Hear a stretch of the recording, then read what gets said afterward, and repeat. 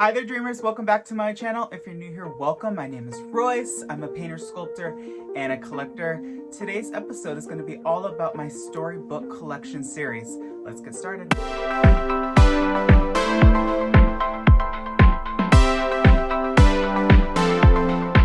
Coming in first is going to be the first full-length Disney animated film in history and the world. You know it, Snow White and the Seven Dwarfs.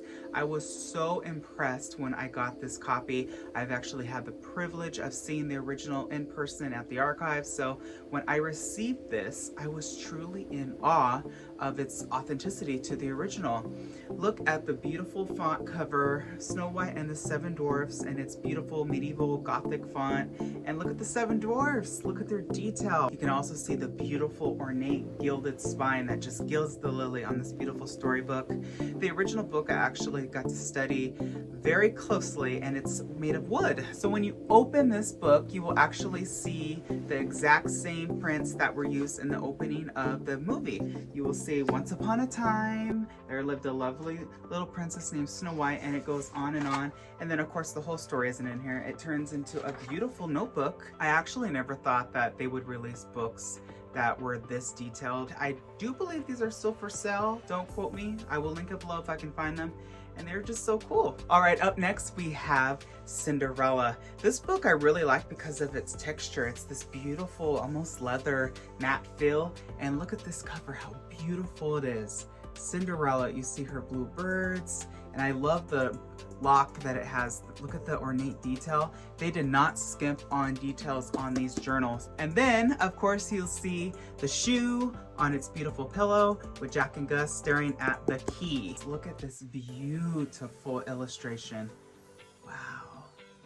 I don't know about you, but I wish books were released like this, with this font and with these beautiful illustrations. All right, everyone, coming up next, we have Sleeping Beauty's book, and I love this storybook so much. This cover is absolutely iconic as it gets. The original is actually made of brass, and it was pounded out to make this beautiful ornate shape.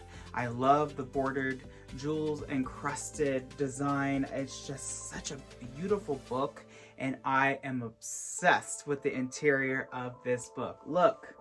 Look, it's just beautiful. Look at these paintings. Reminds me of the film. This is probably the most beautifully illustrated film ever. I do believe Walt even said he wanted a moving illustration, and he certainly got it, because the stylization of this particular movie is just absolutely brilliant. I love the sharp cut edges, and I love the character designs themselves. It is unlike any other Disney feature, and the book truly fits that story and that theme. Such a beautiful notebook. The next one on our list, I'm actually extremely surprised it was ever released. Not to say that I don't enjoy this movie, I just don't think it's as popular as some of the others behind me, and that's The Sword and the Stone. I loved this film growing up. I always wanted to pull the sword out of the stone at Disneyland. Still never was able to do that, but this book is absolutely so medieval. I love the theme of it with the shields, and I love this like brass binding that it has on it. The font is so fun, so whimsical. And then of course this has the opening monologue as well. Beautiful, full of color, nice and clean. These books are just treasures. All right, all my Disney Channel fans, this one's for you. If you've ever watched Halloween Town 2: Calabar's Revenge, you will know this book. This is Aggie Cromwell's spell book. Now there are 2 copies of these, and this is one of them. Look at this beautiful spell book. I actually have the Hocus Pocus one right behind me. These 2 spell books are probably my favorite in terms of like cover designs for books. I think that they are just so iconic. I love this one just because it's kind of classy.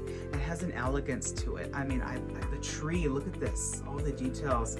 This is real leather, and look at I think they're like probably ravens. I love the beautiful gold design around the border. And then of course it says Bibliomagica, which is Bible of Magic, I believe, in Latin. This one has a really cool front. It says Bibliomagica, property of Cromwell Head Witch. And this is just loaded with spells. Look at this: return spell, awakening spell, past life spell. This is such a fun book for all of you Disney Channel fans out there. Keeping with the spellbook theme, we have the Hocus Pocus spellbook. This book is ginormous, as you can see, and it's extremely heavy. Such an incredible detail that went into this design. I love the bindings of the fingers that look like they're holding on to the book. Of course, that iconic eyeball. This book is so fun. I actually had an amazing time painting this one. This one was not released by Disney. However, I do think that Disney should release a book this detailed. I think people would buy it. Up next, this is going to be a book that was designed and inspired by the Storybook opening scene from Disney's Enchanted. This is my journal. Now, I journal in this once a month at the beginning of every month, and I recap what happened in the month prior. And this book is extremely heavy, and it has my last name gilded in gold on the cover. And everything else is pretty much the same. And then on the spine, I actually have a beautiful design of a fawn, which is kind of like a call to my love for the Chronicles of Narnia. This is a fun book, and I think everybody should journal. I think that it's such a positive outlet to get rid of your stress and to document your life, because when you're 80, 90, 100 years old even, you can look back and say, hey, like, this is what I was doing in September 2005. You know, you just will always cherish this, and I can guarantee you your kids will cherish your journals as well. This next book is extremely sentimental to me. If you have not read my book, The Enchanted Canvas, I will link it below. This is the original rough draft of my book cover.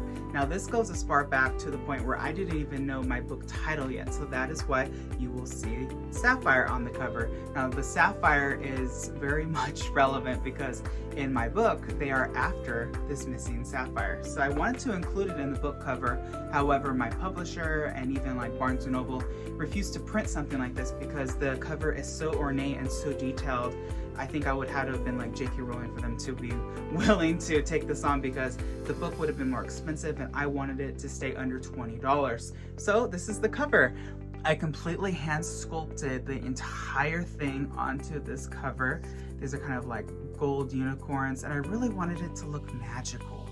That was what I was going for, and I love this. I do wish that we would have went with this cover, but I love my cover all the same. If you haven't gotten it, it's linked on barnesandnoble.com. Alright everyone, that's all the time we have for today's episode. If you liked this content, please give it a thumbs up, and do not forget to hit that subscribe button. That way you're notified whenever I upload a new video. I wish you all a wonderful day, be nice to one another, and always remember not only to follow your dreams, but to chase them. Later, dreamers.